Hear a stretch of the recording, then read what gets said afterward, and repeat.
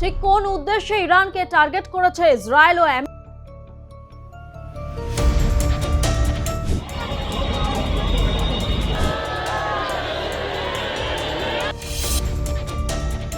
আর প্রথমে মুখ বুজে আঘাত সহ্য করে কিসের জোরে ঘুরে দাঁড়িয়েছে ইরান?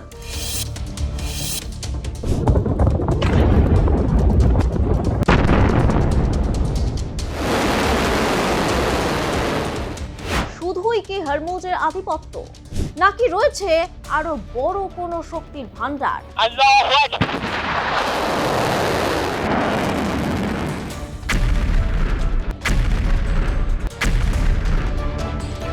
পশ্চিম এশিয়ার যুদ্ধ পরিস্থিতি নিয়ে এরকমই নানা প্রশ্ন ঘোরাফেরা করছে। আজ এই ধাঁধাগুলি স্পষ্ট করার চেষ্টা করব। 2026 সালে মার্চ মাসের পরিস্থিতি অনুযায়ী ইরান, যুক্তরাষ্ট্র ও ইসরায়েল সংঘাতের মূল লক্ষ্য ইরানের সমৃদ্ধ ইউরেনিয়াম ভান্ডার নিজেদের নিয়ন্ত্রণে নেওয়া এবং পারমাণবিক ক্ষমতা ধ্বংস করা।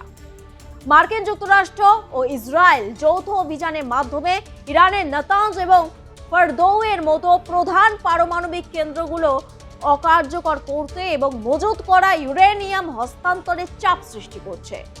ইসরায়েলের প্রধানমন্ত্রী বেঞ্জামিন নেতানিয়াহু জানিয়েছেন, অভিযানগুলোর মূল লক্ষ্য ইরানের সমৃদ্ধ ইউরেনিয়াম মজুত এবং তা আন্তর্জাতিক কর্তৃপক্ষের কাছে হস্তান্তর করা।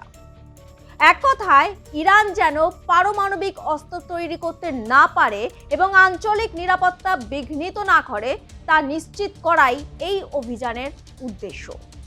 তবে আশ্চর্যের বিষয় হলো, ইরানের পরমাণু কেন্দ্রে মজুদ ছিল 400 কেজি ইউরেনিয়াম। মার্কিন হামলার পর তা উধাও হয়ে গিয়েছে, এমনই দাবি আমেরিকার। কিন্তু এত কম সময়ে এত বিপুল পরিমাণ ইউরেনিয়াম কোথায় সরানো হলো? যদিও ইসরায়েলের দাবি, ইরানের অন্য কোনো গোপন গবেষণা কেন্দ্রে সরানো হয়েছে এই বিপুল পরিমাণ তেজস্ক্রিয় পদার্থ। ইরানের 3 পরমাণু কেন্দ্রে হামলা চালায় ডোনাল্ড ট্রাম্পের দেশ। তবে প্রশ্ন হলো, আমেরিকা ইরানের পরমাণু কেন্দ্রে আক্রমণ চালানোর পরও কেন তেজস্ক্রিয় বিকিরণ ছড়ালো না? ইসরায়েলও ইরানের পরমাণু কেন্দ্রে আক্রমণ চালিয়েছে। যেভাবে হামলা হয়েছে তাতে মারাত্মক ক্ষতি হওয়াই ছিল স্বাভাবিক। তেহরান অবশ্য গোড়া থেকেই দাবি করে আসছে, এমন কোনো ক্ষতি হয়নি, এতটুকু তেজস্ক্রিয়তা ছড়ায়নি। আর তাতেই দানা বাঁধে সন্দেহ। আন্তর্জাতিক সংবাদ মাধ্যম সূত্রে খবর, উপগ্রহ চিত্রে দেখা গেছে প্রায় 440 কেজি উচ্চ সমৃদ্ধ ইউরেনিয়াম বা পারমাণবিক বোমার জন্য প্রয়োজনীয় উপাদান ইস্পাহানের আন্ডারগ্রাউন্ড সুড়ঙ্গ কমপ্লেক্সে স্থানান্তরিত হয়েছে। যদিও ফোর্দোর উপর হামলা হয়েছিল, তবুও ধারণা করা হচ্ছে এর গভীর সুড়ঙ্গে অনেক ইউরেনিয়াম লুকিয়ে রাখা হয়েছে। বিশেষজ্ঞদের মতে ইরানের অত্যন্ত গোপন ও দুর্ভেদ্য পাহাড়ি ব্যাংকারে, বিশেষ করে পিক্যাক্স মাউন্টেন এলাকায় এই সমৃদ্ধ ইউরেনিয়াম লুকানো থাকতে পারে। ইরানের কাছে 400 কেজিরও বেশি 60% হারে সমৃদ্ধ ইউরেনিয়াম মজুদ রয়েছে। আন্তর্জাতিক আণবিক শক্তি সংস্থা বা IAEA এবং বিভিন্ন প্রতিবেদনের তথ্য অনুযায়ী ইরানের কাছে থাকা উচ্চমাত্রায় সমৃদ্ধ ইউরেনিয়ামের বর্তমান মজুদ দিয়ে দ্রুত 10টির মতো পারমাণবিক অস্ত্র তৈরি করা সম্ভব। এই ইউরেনিয়াম 90% পর্যন্ত সমৃদ্ধ করলে তা পারমাণবিক বোমা তৈরি উপযোগী হবে এবং এটি একটি নজিরবিহীন সক্ষমতা, যা দখল করার জন্যই অনেক দিন ধরেই উঠে পড়ে লেগেছে ইসরায়েল ও আমেরিকা। এবার আসা যাক যুদ্ধে আমেরিকার বর্তমান গতি প্রকৃতির দিকে। প্রথমে বেশ আগ্রাসী মনোভাব দেখিয়েছে ট্রাম্প প্রশাসন। খার্ক দ্বীপ দখলের কথাও শোনা গেছে। আকাশপথে হামলা চললেও স্থল সেনা পাঠানোর ইঙ্গিত দেওয়া হয় ট্রাম্প প্রশাসনের তরফে। হরমুজ প্রণালী সচলে ডেডলাইন দেওয়ার মাঝে যুদ্ধবিরতির কথা জানান মার্কিন প্রেসিডেন্ট। এক কথায় হরমুজ কাটায় পুরোপুরি বিদ্ধ আমেরিকার প্রেসিডেন্ট ডোনাল্ড ট্রাম্প। ঘরে বাইরে ঘোর চাপের মুখে পড়েছেন। তার উপর ব্রিটেনের প্রধানমন্ত্রী কিয়ার স্টারমার সাফ জানিয়েছেন, ইরানের সেনা পাঠানোর কোনো পরিকল্পনা নেই। যদিও যুক্তরাষ্ট্রের সেনাবাহিনী 82তম এয়ারবোর্ন ডিভিশনের কয়েক হাজার প্যারাট্রুপার পশ্চিম এশিয়ায় ভিড় জমাচ্ছে।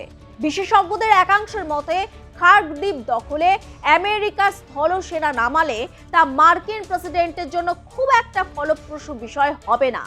এদিকে ট্রাম্পের এই হুমকির মাঝে পরমাণু অস্ত্র প্রসাররোধ চুক্তি তথা নিউক্লিয়ার নন প্রফেশনালিটি বা এনপিটি থেকে সরে আসার কথা ঘোষণা করেছে ইরান।